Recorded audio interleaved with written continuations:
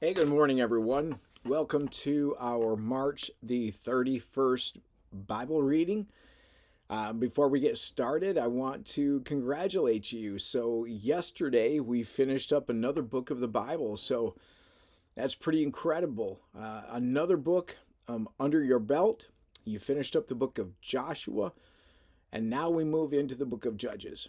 And so, remember all the way back, God's people fell into sin. God planned a plan of redemption. That's the thread that runs through the entire Bible. God selected a family that this redemption was going to come through, and that was the family through Abraham, right? And Abraham has a son named Isaac. Isaac has a son named Jacob. Jacob has 12 sons who become the 12 tribes of Israel. It's through one of those tribes that eventually, through that family tree, that the Messiah is going to be born. But these 12 tribes, these are the family tree that God has established a covenant through Abraham that he was going to bless the world. He gave the Abrahamic covenant that God was going to bless him with land. It was the promised land that God was going to bless Abraham with many children, and that God was going to bless the entire world through him. It was a threefold covenant that God made with Abraham. And so that's exactly what happened. God blessed Abraham with many children. They end up, Jacob ends up moving his family because of a famine, moves them down to Egypt. They end up staying down in Egypt, and that's where the Israelite family populated, grew to really large numbers. They're placed in slavery in Egypt by Pharaoh. God sends a deliverer named Moses who goes in and delivers them through the 10 plagues that God hits Egypt with. They end up leaving. They cross through the Red Sea, cross into the Sinai Peninsula, go to Mount Sinai, where God gives them the 10 Commandments and gives them the rest of the laws and the social rules that he wants them to live with when they get to the promised land that they're heading towards. They get to the edge of the promised land. Instead of obeying God and going in, they become afraid. They don't want to go in, so they rebel against God. So they end up wandering around in the desert for 40 more years in that area between Egypt and the promised land. They end up wandering for 40 more years. The entire generation of people that should have gone into the promised land end up dying off. This younger generation comes up, led by Joshua, by Caleb. They end up crossing over into the promised land. Moses dies before they cross over. They cross over into the promised land, and now they're into the promised land. They divide the land between all of the tribes of Israel. They're warned as they go in. Joshua says to them, whatever you do, listen, do not marry the people from this land. Drive them out. Don't wander away from God. Make sure you grab a hold of his blessings, not the curses. Do not start intermarrying. Don't worship other idols. And so now the book of Judges, let me just tell you, it's an absolute mess. It is mayhem for the Israelites because they do exactly the opposite of what God tells them to do. So let's go ahead and jump in. Judges chapter 1 says, after the death of Joshua, the Israelites asked the Lord which tribe should go first to attack the Canaanites. And the Lord answered, Judah, for I have given them victory over the land. And the men of Judah said to the relatives from the tribe of Simeon, join with us to fight against the Canaanites, living in the territory allotted to us, and then we will help you conquer your territory. So the men of Simeon went with Judah. When the men of Judah attacked, the Lord gave them victory over the Canaanites and Perizzites, and they killed 10,000 enemy warriors at the town of Bezek. While at Bezek, they encountered King Adonai-Bezek and fought against him, and the Canaanites and Perizzites were defeated. Adonai-Bezek escaped, but the Israelites soon captured him and cut off his thumbs and big toes. Adonai-Bezek said, I once had 70 kings with their thumbs and big toes cut off, eating scraps from under my table. Now God has paid me back for what I did to them. And they took him to Jerusalem, and he died there. And the men of Judah attacked Jerusalem and captured it, killing all its people and setting the city on fire. And then they went down to fight the Canaanites living in the hill country, the Negev, and the western foothills. Judah marched against the Canaanites in Hebron, formerly called Kiriath Arba, defeating the forces of Shishai, Ahiman, and Talmai. From there they went to fight against the people living in the town of Debir, formerly called Kiriath Sepher. Caleb said, I will give my daughter Achsah in marriage to the one who attacks and captures Kiriath Sepher. Othniel, the son of Caleb's younger brother, Kenaz, was the one who conquered it, so Achsah became Othniel's wife. When Achsah married Othniel, she urged him to ask her father for a field. As she got down off her donkey, Caleb asked her, What's the matter? She said, Let me have another gift. You have already given me land and the Negev. Now please give me springs of water too. So Caleb gave her the upper and lower springs. And when the tribe of Judah left Jericho, the city of palms, the Kenites, who were descendants of Moses' father-in-law, traveled with them into the wilderness of Judah. They settled among the people there near the town of Arad in the Negev. And then Judah joined with Simeon to fight against the Canaanites living in Zephath, and they completely destroyed the town. So the town was named Hormah. In addition, Judah captured the towns of Gaza, Ashkelon, and Ekron, along with their surrounding territories. And the Lord was with the people of Judah, and they took possession of the hill country. But they failed to drive out the people living in the plains who had iron chariots. The town of Hebron was given to Caleb as Moses had promised, and Caleb drove out the people living there, who were descendants of the 3 sons of Anak. The tribe of Benjamin, however, failed to drive out the Jebusites who were living in Jerusalem. So to this day, the Jebusites live in Jerusalem among the people of Benjamin. The descendants of Joseph attacked the town of Bethel, and the Lord was with them, and they sent men to scout out Bethel, formerly known as Luz. They confronted a man coming out of the town and said to him, Show us a way into the town, and we will have mercy on you. So he showed them a way in, and they killed everyone in the town except that man and his family. Later the man moved to the land of the Hittites, where he built a town. He named it Luz, which is its name to this day. The tribe of Manasseh failed to drive out the people living in Beth-shan. Just take a note every time it says that they failed to drive out the people in those territories, because that's going to be an indicator of problems in the future, because God told them to drive them all out. Okay, so just make a note of that, how many times it's stated. So the tribe of Manasseh failed to drive out the people living in Beth-shan, Tanakh, Dor, Iblim, Megiddo, and all the surrounding settlements, because the Canaanites were determined to stay in that region. And when the Israelites grew stronger, they forced the Canaanites to work as slaves, but they never did drive them completely out of the land. The tribe of Ephraim failed to drive out the Canaanites living in Gezer, so the Canaanites continued to live there among them. The tribe of Zebulun failed to drive out the residents of Kitron and Nahalal, so the Canaanites continued to live among them. But the Canaanites were forced to work as slaves for the people of Zebulun. The tribe of Asher failed to drive out the residents of Akko, Sidon, Aleb, Akzib, Helba, Aphik, and Rehob. Instead, the people of Asher moved in among the Canaanites who controlled the land, for they failed to drive them out. Likewise, the tribe of Naphtali failed to drive out the residents of Beth Shemesh and Beth Anath.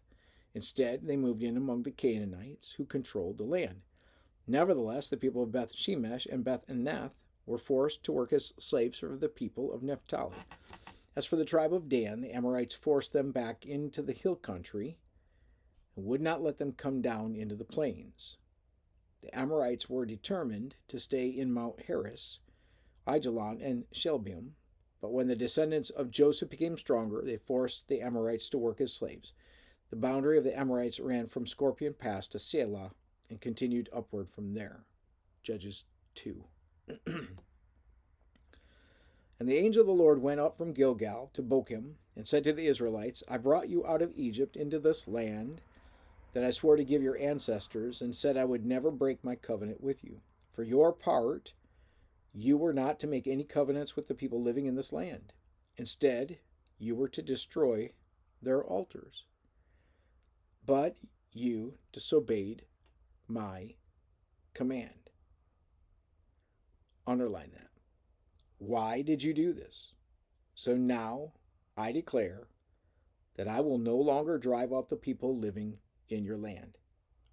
They will be thorns in your sides, and their gods will be a constant temptation to you. And when the angel of the Lord finished speaking to all the Israelites, the people wept loudly. So they called the place Bochim, which means weeping, and they offered sacrifices there to the Lord. And after Joshua sent the people away, each of the tribes left to take possession of the land allotted to them. And the Israelites served the Lord throughout the lifetime of Joshua and the leaders who outlived him, those who had seen all the great things the Lord had done for Israel. Joshua the son of Nun, the servant of the Lord, died at the age of 110, and they buried him in the land he had been allocated, at Timnath Serah, in the hill country of Ephraim, north of Mount Gash. After that generation died, another generation grew up who did not acknowledge the Lord or remember the mighty things he had done for Israel. Yeah, underline that verse. The Israelites did evil in the Lord's sight and served the images of Baal. They abandoned the Lord, the God of their ancestors who had brought them out of Egypt. They went after other gods, worshiping the gods of the people around them, and they angered the Lord. They abandoned the Lord to serve Baal and the images of Ashtoreth. This made the Lord burn with anger against Israel, so he handed them over to raiders who stole their possessions. He turned them over to their enemies all around, and they were no longer able to resist them. Every time Israel went out to battle, the Lord fought against them, causing them to be defeated, just as he had warned, and the people were in great distress. Then the Lord raised up judges to rescue the Israelites from their attackers. Yet Israel did not listen to the judges, but prostituted themselves by worshiping other gods. How quickly they turned away from the path of their ancestors who had walked in obedience to the Lord's commands. Whenever the Lord raised up a judge over Israel, he was with that judge and rescued the people from their enemies throughout the judge's lifetime. For the Lord took pity on his people, who were burdened by oppression and suffering. But when the judge died, the people returned to their corrupt ways, behaving worse than those who had lived before them. They went after other gods, serving and worshiping them, and they refused to give up their evil practices and stubborn ways. So the Lord burned with anger against Israel. He said, "Because these people have violated my covenant, which I made with their ancestors, and have ignored my commands, I will no longer drive out the nations that Joshua left unconquered when he died. I did this to test Israel, to see whether or not they would follow the ways of the Lord as their ancestors did. That is why the Lord left all those nations in place. He did not quickly drive them out or allow Joshua to conquer them all." Judges 3. These are the nations that the Lord left in the land to test those Israelites who had not experienced the wars of Canaan. He did this to teach warfare to generations of Israelites who had no experience in battle. These are the nations: the Philistines, those living under the 5 Philistine rulers, all the Canaanites, the Sidonians, and the Hivites, living in the mountains of Lebanon from Mount Baal Hermon to Lebo Hamath. These people were left to test the Israelites to see whether they would obey the commands of the Lord had given to their ancestors through Moses. So the people of Israel lived among the Canaanites, Hittites, Amorites, Perizzites, Hivites, and Jebusites, and they intermarried with them. Israelite sons married their daughters, and Israelite daughters were given in marriage to their sons, and the Israelites served their gods. The Israelites did evil in the Lord's sight. They forgot about the Lord their God, and they served the images of Baal and the Asherah poles. Then the Lord burned with anger against Israel, and he turned them over to King Cushan Rishathaim of Aram Naharaim. And the Israelites served Cushan Rishathaim for 8 years. But when the people of Israel cried out to the Lord for help, the Lord raised up a rescuer to save them. His name was Othniel, the son of Caleb's younger brother, Kenaz. The Spirit of the Lord came upon him, and he became Israel's judge. He went to war against Cushan Rishathaim of Aram, and the Lord gave Othniel victory over him. So there was peace in the land for 40 years. And then Othniel, the son of Kenaz, died. And once again, the Israelites did evil in the Lord's sight, and the Lord gave King Eglon of Moab control over Israel because of their evil. Eglon enlisted the Ammonites and Amalekites as allies, and he went out and defeated Israel, taking possession of Jericho, the city of palms. And the Israelites served Eglon of Moab for 18 years. But when the people of Israel cried out to the Lord for help, the Lord again raised up a rescuer to save them. His name was Ehud, the son of Gera, a left-handed man of the tribe of Benjamin.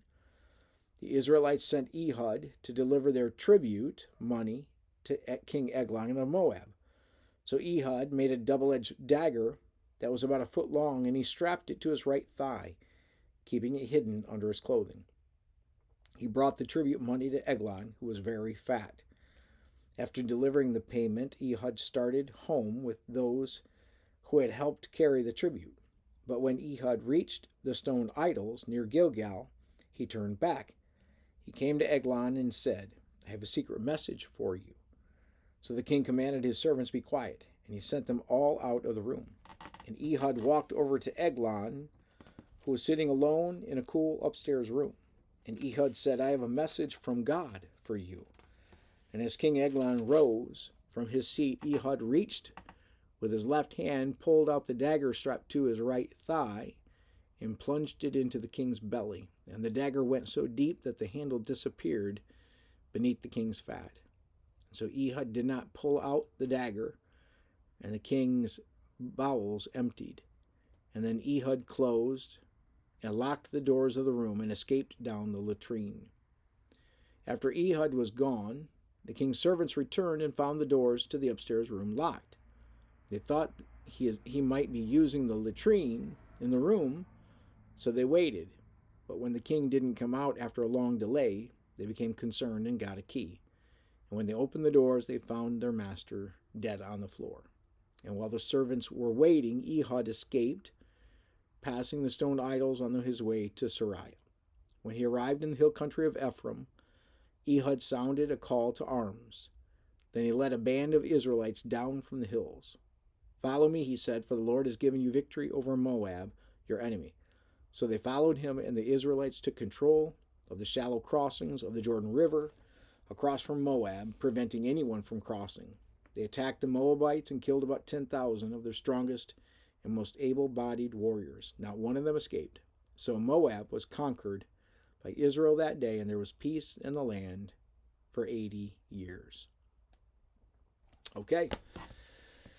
So we see, the Israelites go through this cycle. It's called the sin cycle. So they begin to intermarry, they wander, and so they rebel against God, and rebellion brings retribution, where God lifts his hand of protection from them. They're conquered, and they then, are conquered, and so it's rebellion, retribution, and then there's repentance, where the Israelites call out to God and ask God to help and repent of their sin, say they're sorry. God then sends a rescue. The rescuer is what we call a judge. And it's not like a judge sitting on the throne. This is somebody that is a spiritual leader. Okay? And they stand in the gap and they lead. It's somebody who God raises up that is courageous, strong conviction. And they go in and they do battle. Like Ehud. in this moment, who goes in and attacks this king, the king of Moab, that had been, had ruling over the Israelites. And he attacks him, kills him, escapes down the latrine. It's kind of gross. Escapes down the latrine and gets away, and then leads a band of people to come back and conquer the Moabites and release the people of Israel for another 18 years. But then what happens? We'll read tomorrow. After 18 years, they start the sin cycle again. Rebellion, retribution, and then repentance and rescue. And then from rescue back into rebellion again. And they'll repeat it over and over. And we'll see what ends up happening because of that. So, pretty incredible. Great, again, 10,000-foot overview of what's happening with the Israelite people. These people that are God's chosen people. And God's trying to keep them intact. Why? Because a Messiah is coming into place. A Messiah is going to be born through the Israelite family tree. But how's it going to happen? Okay, as they continue this sin cycle. So God's going to have to do something eventually along the way. So we'll learn more about that as we come back tomorrow. Hope you have a really great day.